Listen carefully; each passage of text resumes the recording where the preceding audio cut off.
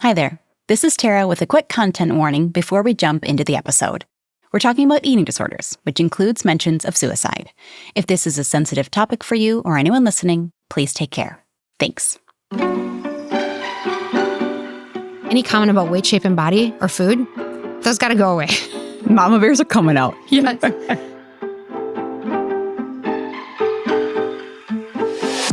This is On Nutrition, a podcast from Mayo Clinic where we dig into the latest nutrition trends and research to help you understand what's health and what's hype. I'm Tara Schmidt, a registered dietitian with Mayo Clinic in Rochester, Minnesota. This episode, eating disorders. But first, we have a follow-up question on our episode, liver health. You don't need a detox.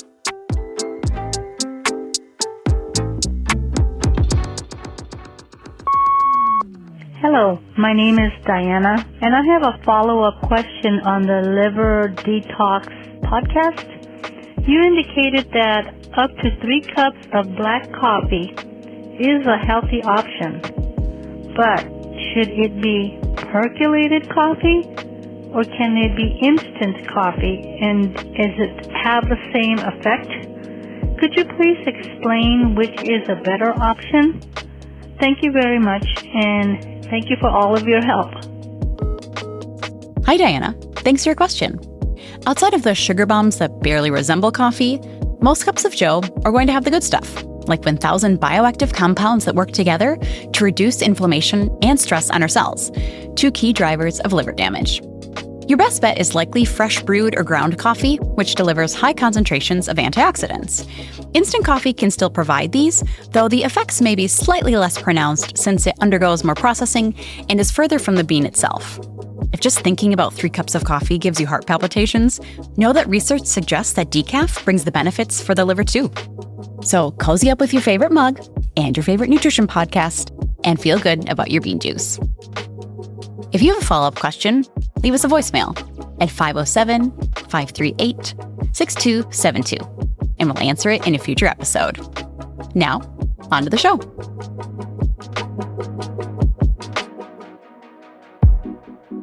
Nearly 31 million Americans will have an eating disorder in their lifetime. But eating disorders are so much more than just bulimia or anorexia. And are GLP-1s causing even more of them? Here to explain is Dr. Angela Mattke, a pediatrician at Mayo Clinic in Rochester, Minnesota. Dr. Mattke specializes in eating disorder treatment and is passionate about supporting patients early on so they have the tools to keep fighting.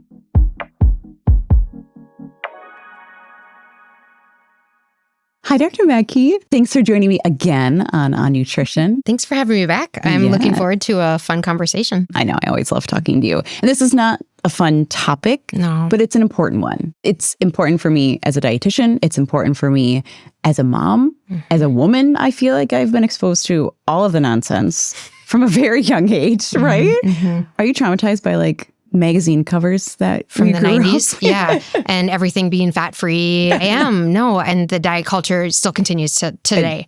So it's still here, folks. Yep. So I think a lot of times when people think of eating disorders or think of someone struggling with an eating disorder, they have this kind of picture in their mind of likely a young, white, affluent woman who is struggling with her body image, which can be true. And while that is absolutely a valid experience, there are other types of people who struggle with this condition that I think can get overlooked sometimes in society and maybe even in the medical field, unfortunately. Can you share some of those populations that, of course, also deal with eating disorders?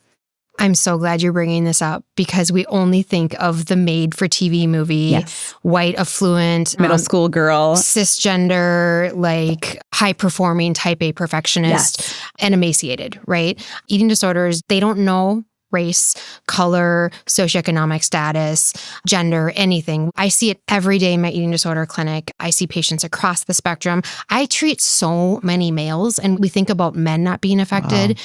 And I am a pediatrician, so I'm mostly seeing patients that are less than age 21.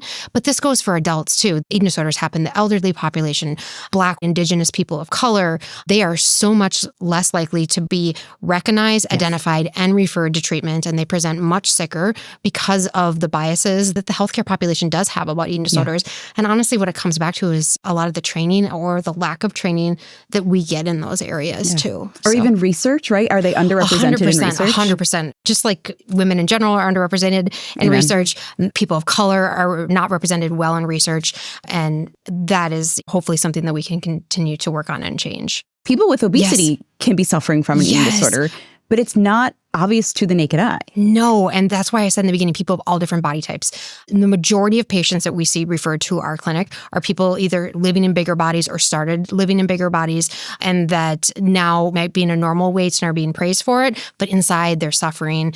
And the other thing about eating disorders is that it is a disease that people live with so much shame about and often really struggle to seek help. And it's also an egocentric disease, meaning the disease also doesn't want help. And the disease is going to try and continue to have like full control of that person's body and continue to cause malnutrition and harm for them. Yeah. And I think one of the hardest things is that the treatment is to nourish yourself, right? Is to restore weight. Right. But it's so different than something like having an addiction to alcohol or having an addiction to drugs, which you can wonderfully live your life without, limit your exposure to, never have it in the house. Someone once gave me the example of having an eating disorder or being treated for an eating disorder is like having a tiger as a pet. Right. Like you have to walk this tiger. You can't just put it in a cage and be like, oh, that's dangerous. Yeah. You have to like take it to go to the bathroom. It's everywhere. It affects every single aspect of your life, your day, your interactions, everything.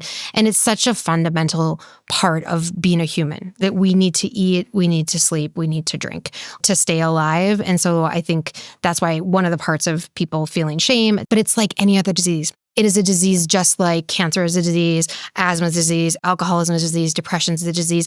And nobody asks for these diseases and they're not a choice. And it's not just about control. I think sometimes people think about that. Or wearing a certain size jeans or weighing a certain, that is the eating disorder causing those behaviors. That's not just someone who wants to wear a size 0. Exactly. Can we talk about the difference between diagnostically you have an eating disorder versus maybe you have some disordered eating behaviors? Like where does it cross the line? Is it frequency? Is it weight changes? Yeah, that's a wonderful question because I think a lot of people, and probably most people at some point of their life, may have what we call an intrusive thought that is a disordered eating thought. And it probably gets at, I shouldn't eat this. It's going to make me fat. This is bad for me. Like we put food in dichotomies, good and bad. I should work this off in the gym. Yes, and they are pervasive. Anywhere you're at any social event, any conversation, you will hear these kind of comments. Those comments by themselves do not mean that it's an eating disorder. These comments, though, can lay the foundation for an eating disorder, and they're not the cause of it, but these little thoughts and changes can start to spiral. And where it crosses into being eating disorder is, and there's so many different types of eating disorders, but I'm just going to say anorexia. Some people can lose weight. And we see changes in all over our body when we start to lose weight. But for some people, something changes in their brain. We almost call it like a switch is flipped. And all of a sudden it becomes something that is controlling every aspect of their life and is causing impairment or challenges with weight, shape, and body, with eating, with their relationships, their inability to recognize themselves as being malnourished when they really are and seeing themselves as something different. And so when it becomes something that is causing harm to them, is it affecting their relationships or even just like skipping lunch and stuff like that, that can become really dangerous for some people. And that's where it becomes a disease. And so for anorexia, it's when we start specifically to see weight loss that goes along with this and these kind of behaviors and criteria. We can go through all the DSM criteria, but I'm sure people are not really interested in the little check marks that we look at when we're trying to figure out what type of disease it is. But like you talked about, treatment involves nutrition and it involves nourishing your body.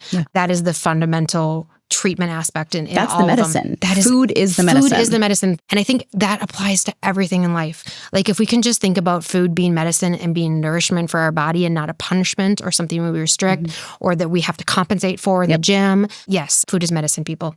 I love it. Preach. Are some people more likely to develop an eating disorder because of their genetics? Genetics definitely plays a role. I mean, we don't have a gene identified, but we certainly see these happen in families that are really intentional about never talking about weight, shape, and body. And something happens with these kids, they lose weight and something flips in their brain. How much of eating disorder behavior, whether it's diagnosed or just, quote, disordered eating, do you think comes from environment. This is obviously mental health diagnosis, right? That's how it's categorized. But how much of our environment do you think plays a role? Environment definitely plays a role, but I want to be really cautious when I say environment because I don't want to blame families because families are not the cause of eating disorders. That's like very foundational in family-based treatment and stuff because there's enough shame that goes along with this disorder. We call it being agnostic to the cause because sometimes we know what the cause is. Sometimes the teen was bullied. Sometimes there was a horrible thing that happened in their life, a trauma. Sometimes there were people in their life that were saying things, but it doesn't do us really much good to place blame on them. It doesn't really help. It doesn't help. We have to figure out how we move forward and help them. I think there's also society as a whole. I think it does require everyone being accountable for kind of how they look at their own relationship with food and weight to start there first. As a parent, now I'm like hyper aware of words that others use and comments that females in my family make about their own body, make about the food, make about the cupcake and the cookie. And oh my gosh, I snap. I was politely like Mama Bear. I am people. Mama Bear. No, I snap sometimes. I remember some relatives making comments about my youngest child's weight and shape when he was a little baby and like a toddler and stuff like that. And I was like, oh, do you want me to start making comments about you? Because it's not appropriate to make comments about my child's weight or shape. It starts now. These are not okay. If you have something to say about my child, talk about their integrity, their grit, talk about their persistence. Let's not talk about what they look like, you know? And he's perfect. And he still is. Yes, you are. Let's talk about some of the definitions of these eating disorders and their symptoms, because I do think people are most familiar with visually identifying someone who may have anorexia nervosa, or we know what bulimia nervosa is. Can we run through a few of them? So anorexia nervosa and bulimia are the most common ones, but the one that's actually most commonly diagnosed is something called OSFED, other specified feeding and eating disorder. A lot of people fit into this OSFED, 50% of people coming to eating disorder clinics, because there are really like kind of strict criteria. If you go to this diagnostic manual of diseases that has where we place people in these disorders. And like you said, if you are starting at a higher weight or you've lost weight and you're still really sick, but people can't necessarily articulate or see it from the outside. And so that's like the subtype that doesn't really fit neatly into anyone. And most of the time, treatment is still food is medicine for these people, normalizing routines, giving them support. Anorexia nervosa usually starts with restriction of some type, some intense fear of weight gain or concerns about weight or shape in their body image.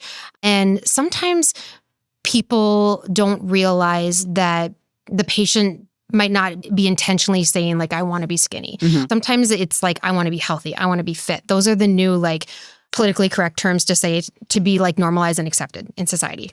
My first thought when you were describing, I'm doing this for health, I want to be healthy, I'm eating clean, etc. Yes. I think of orthorexia, which is essentially kind of an obsession with eating healthfully. I mean, it is, but orthorexia is really something the media has made up because it's not a diagnostic term. It's not anything that doctors actually diagnose. It's not in the DSM criteria. It's only been perpetuated in media. And really is kind of a politically correct way to say anorexia. If you look at orthorexia, it's an intense preoccupation with weight, shape, body, and food intake. And there's very strict management of what you eat and how you look. We all know these people on the internet. Okay. How do we diagnose binge eating disorder versus I had a lot of ice cream that one night that my high school boyfriend broke up with me? Yeah, it's going to be a pattern. We always talk about patterns and impairment. So it's eating more than you would regularly eat in a 2-hour period. And it's something that goes on for at least once a week for more than 3 months. Okay. And there's usually no compensatory behaviors with it, meaning like vomiting, using diuretics, over-exercising, those different types of things. So that is what goes on with binge eating disorder. It's actually quite prevalent, especially in the adult population. And nighttime eating syndrome falls under? It falls under OSFED, so other specified feeding and eating disorder. It's a type of syndrome, they call it a syndrome, where people eat at least 25% of their daily intake of calories in the evening period, as opposed to binge eating can happen anytime. And so that's how you differentiate between the two of them. Do you feel like products, and I hate even saying this, like flat belly tea, detox tea, are sometimes contributors to people's disordered eating, or that might start them, or they might end up abusing, things like that. Absolutely. We know that laxative abuse is a real thing in It eating is. disorders. It's compensatory behavior that we see in anorexia and bulimia and OSFED, all the things.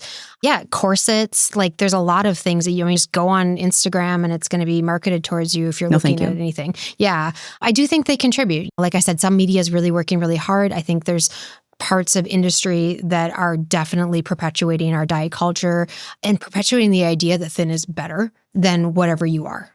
And we know that one body shape is not better than the other body shape, but it's absolutely part of something that is perpetuated. We also talk about body dysmorphia. So body dysmorphia disorder usually has nothing to do with like a fear of gaining weight. If they have any fear of gaining weight that goes along with like wanting a thin body image, that's usually falls in with anorexia. Okay. Body dysmorphic disorder is like a fixation of kind of one part of your body specifically that is really hard for people. So again, very common in media and they kind of use it interchangeably with what eating disorder providers would say anorexia. But it's mostly like if there's a scar or a nose that they don't like, or like a stomach or something with their hand or their ear, that's more body dysmorphia disorder, where they're seeing something, perceiving it as something that it not really is. And that's the nausea. When people having eating disorder, not recognizing how thin they really are. And that goes along with it. And sometimes people are struggling within that category as well. So I'm hearing that a lot of these terms and topics that the media talks about are really falling under the category of anorexia. Sure are. But we are not saying that. Or they're on the spectrum of developing an eating disorder like anorexia. And it's probably really well-intentioned because there's so much stigma with anorexia. Anything that can kind of get the word out that maybe this can be dangerous or harmful to people, I'm fine with, and I don't want to criticize them. But I think just want people listening to hear that if we're calling something orthorexia and it's really causing significant impairment, weight loss, function problems, severe obsession with weight, shape, and body, it's probably anorexia, and the treatment is going to be the treatment for anorexia, and it's going to be food and normalizing and exposing them to things that feel really scary to their brain.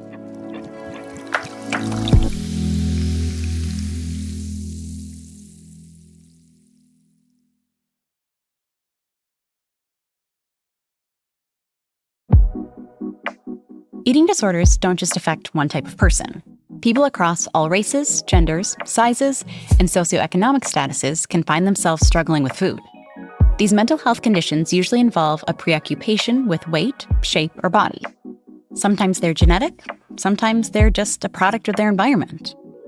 The most common diagnosis is other specified feeding and eating disorder, or OSFED. OSFED may look like other disorders, like binge eating disorder, anorexia, or bulimia nervosa, but it falls short of meeting the exact criteria for those other disorders.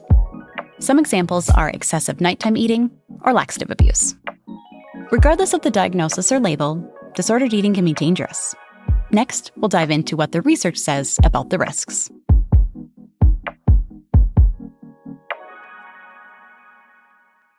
I want to talk about the effects of eating disorders through the research that was done not too far from here. You know, I'm a proud alumni of the University of Minnesota. Me Twin too. Cities. You are? Gophers! We're not that great at football, but we didn't go there for the football, everyone, okay? Give me a break. I used to teach teenagers in child and adolescent integrated mood program. Yes. And I would talk to them about the Minnesota starvation study because it, though maybe not ethical, is fascinating. Can we talk about it? Yes, please. I teach any of my patients about this. And I actually teach patients before they develop an eating disorder. So if I'm seeing them for anxiety and depression, I start because usually they're struggling with eating, because that is the time to teach them how profoundly food is affecting their mood. It happened in 1944, 1945, and it was conducted by the U.S. Army. The study was designed and run by a man named Ansel Keys. Very important researcher in nutrition. And they knew people were starving around the world, and they knew the U.S. government was going to be responsible for refeeding the world's population.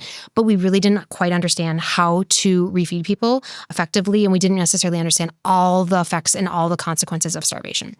So they took volunteers. They were conscientious objectors to war, and they were all men. They were all white men, actually. And college-age and graduate students, they had over 200 apply. They only picked 36 of them because they had to be completely healthy. They had to have no mental health disorders, no physical health disorders. They had to have really high rates of resiliency. So they picked these guys, and they literally lived in the Minnesota football stadium for 12 months. They went to college. They worked during this time, but they took all their meals there. And in the middle 6 months of these 12 months was really the intervention period where they literally starved these guys and then they refed them.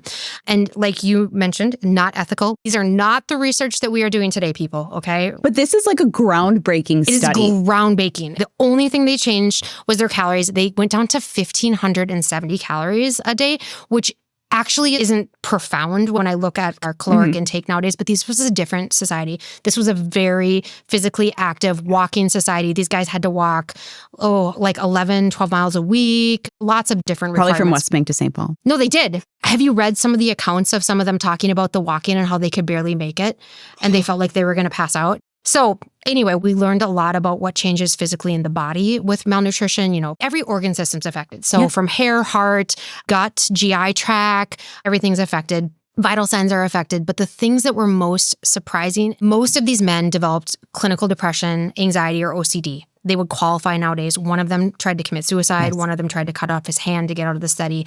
And almost all of them developed the characteristics that we see in people that have eating disorders.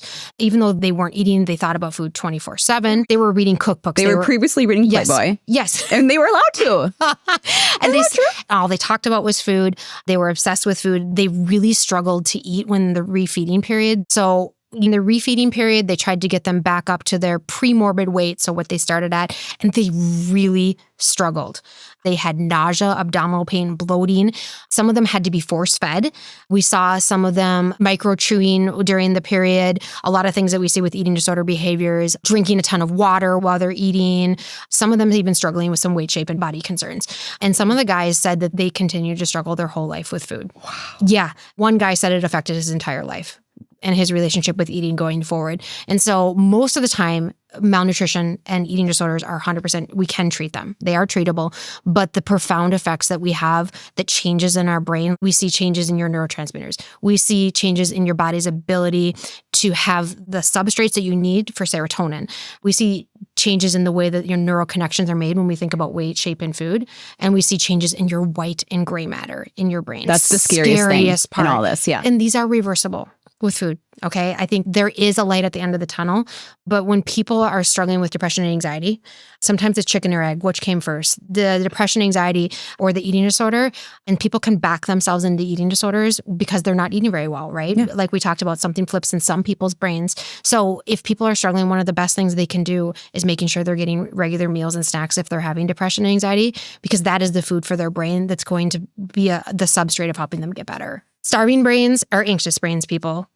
I want to get into eating disorders and truly the health risks related to them. Yeah. Do eating disorders have the highest mortality rate when we talk about mental health disorders? They're second, actually, to opioid addiction. And there's varying rates on mortality associated with eating disorders. But with anorexia, the mortality rates can go up to around 20% of dying from your disease in your lifetime. Because I did not know this as a doctor for many years. I wasn't taught this in medical school or anything about how serious these are. Yeah. And we think of them as just like, oh, it's just control. They're doing it to themselves, right? We hear like this being perpetuated all the time in media. But is it a disease? It is not something they're choosing, and it has incredibly high rates of mortality. So I'll explain to my patients, and I'll compare it actually to childhood cancer. So if we look at, most people have heard of leukemia, specifically ALL. It's one of the most common childhood cancers that we see. 5 years out from their diagnosis, they've improved survival rates dramatically. It's 5 to 10% mortality 5 years out. But if we look at anorexia in their lifetime, it's up to 20%. That's 1 in 5 people may die from complications related to their disease.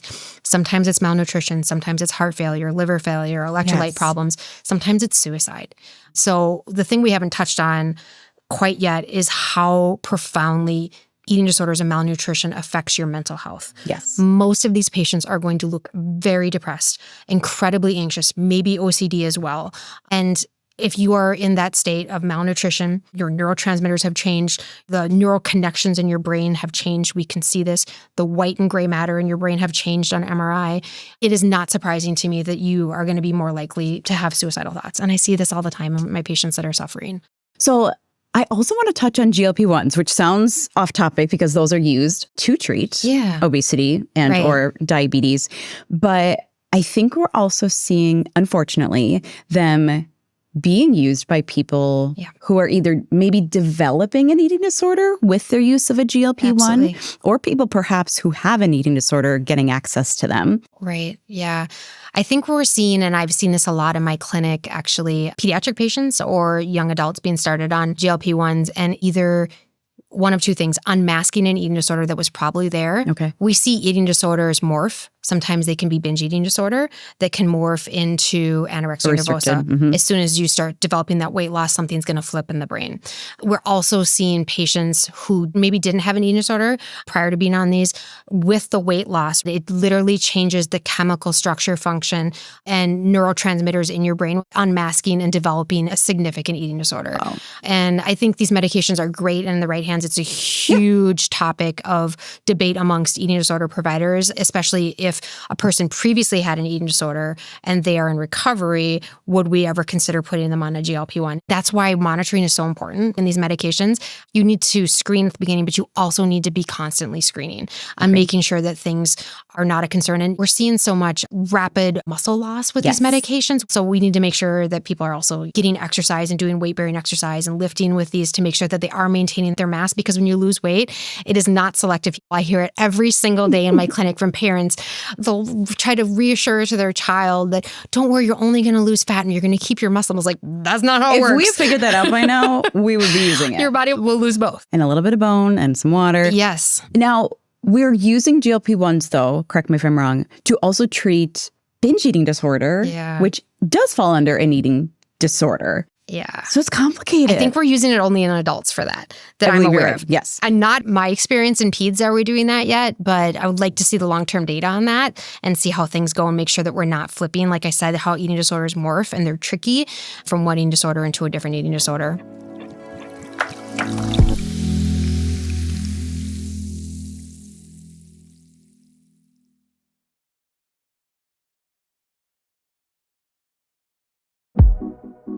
A lot of what we know about the impacts of eating disorders comes from the Minnesota starvation study. This research done on young men in the 1940s showed that eating disorders can harm every organ system and trigger conditions like depression, anxiety, or OCD. These mental health impacts can last a lifetime. It's hard to tell which comes first, the mental health condition or the eating disorder. We're discovering that a GLP-1 can actually reveal an eating disorder, morph into one, or even be used to treat them, specifically binge eating disorder. These conditions are clearly complicated, and they can be deadly, which is why treatment is so crucial. We'll talk about that next.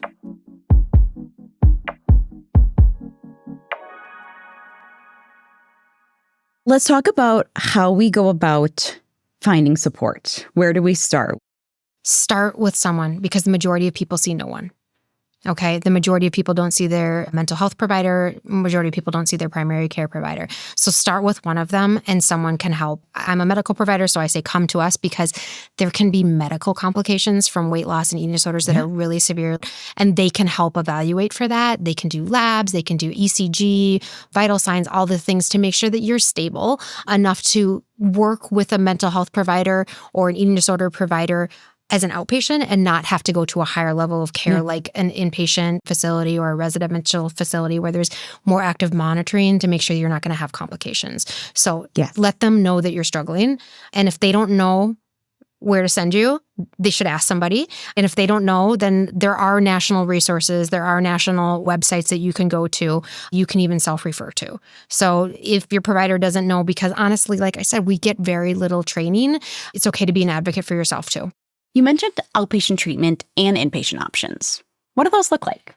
So the lowest level of care, meaning like it's going to have less support for the person who's struggling, is going to be outpatient. Mm-hmm. Most of the time, it's going to be a mental health professional.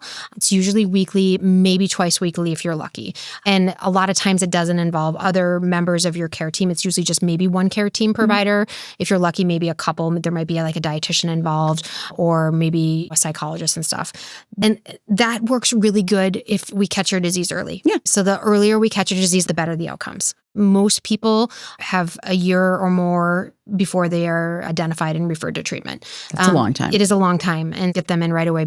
Before it's anorexia. Yeah. Do it when it's OSFED, before it's really serious. Then the next level is going to be something called intensive outpatient or IOP.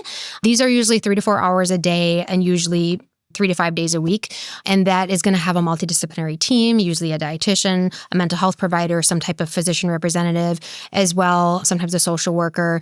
And they're going to be giving you eating disorder treatment from all different aspects and helping support you. The next level up is what we call a partial hospitalization program. I don't understand why the word hospital is in it because most of the time it's never in a hospital. It's more in an outpatient facility. But that's usually going to be all day, like an 8 to 5 sort of program, or you'll have most of your meals there, but you'll go home and sleep in your bed at night. Got it. What if a case is a bit more severe?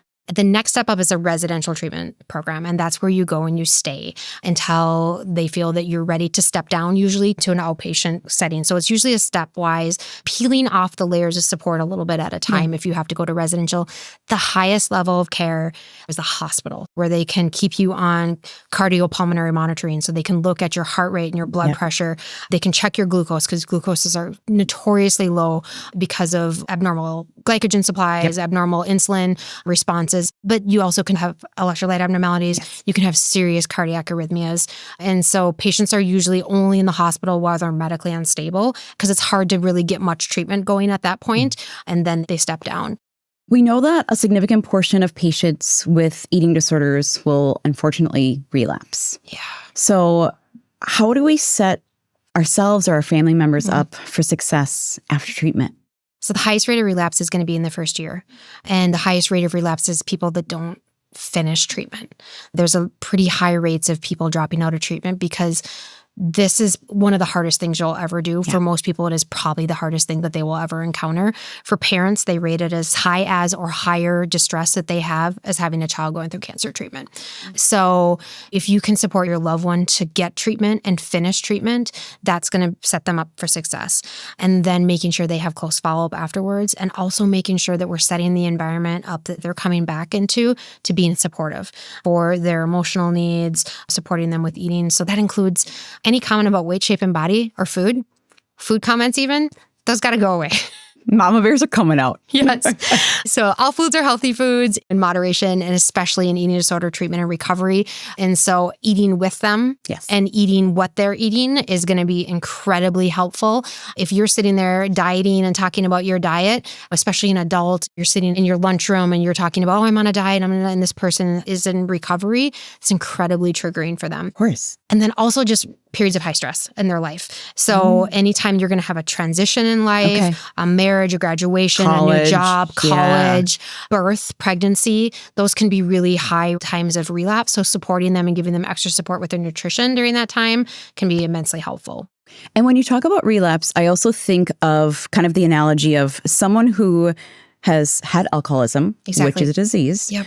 They kind of say, you're always in recovery. Yes. Mm-hmm. Is this also true for eating disorders? 100%. Okay. 100%. Relapse can come out of the blue at any time in your life, and you can't ever let your guard down. So I teach my patients when I create their relapse prevention plans with them is really never letting your guard down. They're not somebody that can just go and skip meals willy-nilly. No. They have to be proactive. Just like you can't go to a bar willy-nilly if you have a history of alcoholism. Exactly. You have to plan ahead. You have to be thinking about what environment you're putting yourself in and how you're going to make sure you get your medicine in each day. Because it really is their doses of medicine for the rest of their life that they're going to be taking, which is food. Oh, that's so meaningful. What's your advice for listeners who feel like they may have a loved one or a friend exhibit some of the behaviors that you've described? How do we encourage someone if we think they might need help? It's harder when they're an adult. I think bringing their concerns to them in a non-judgmental and supportive way and focusing on their health and their safety can be helpful.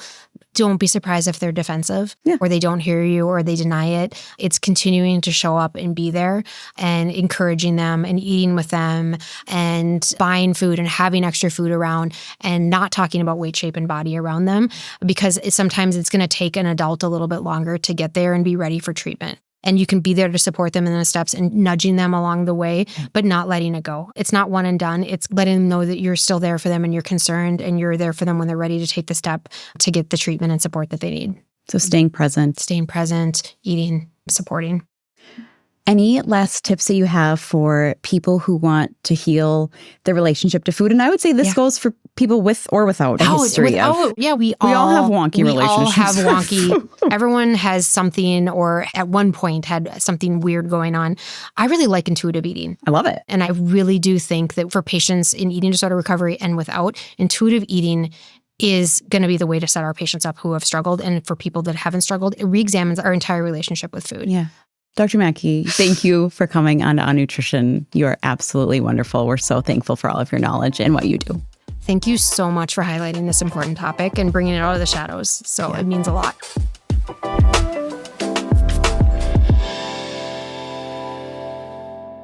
There are levels to treatment for an eating disorder, ranging from therapy to hospitalization. What's important is that if you're struggling, you seek out help.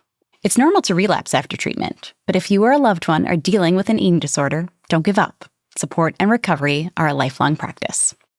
If you need to talk to a professional for help, you can also reach out to the National Alliance for Eating Disorders at 866-662-1235.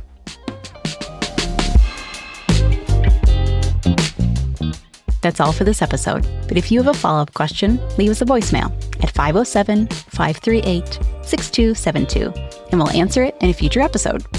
For more On Nutrition episodes and resources, check us out online at mayoclinic.org/onnutrition. And if you found this show helpful, please subscribe and make sure to rate and review us on Apple Podcasts or your favorite podcast app. It really helps others find our show.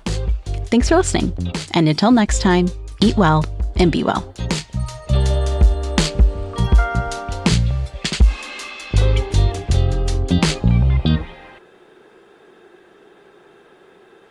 This podcast is for informational purposes only and should not be relied upon as medical or legal advice. Always consult with a qualified healthcare provider for any medical questions. The appearance of any guest does not imply an endorsement of them, their employer, or any entity they represent. The views and opinions are those of the speakers and do not necessarily reflect the views of Mayo Clinic. Reference to any product, service, or entity does not constitute an endorsement of or recommendation by Mayo Clinic.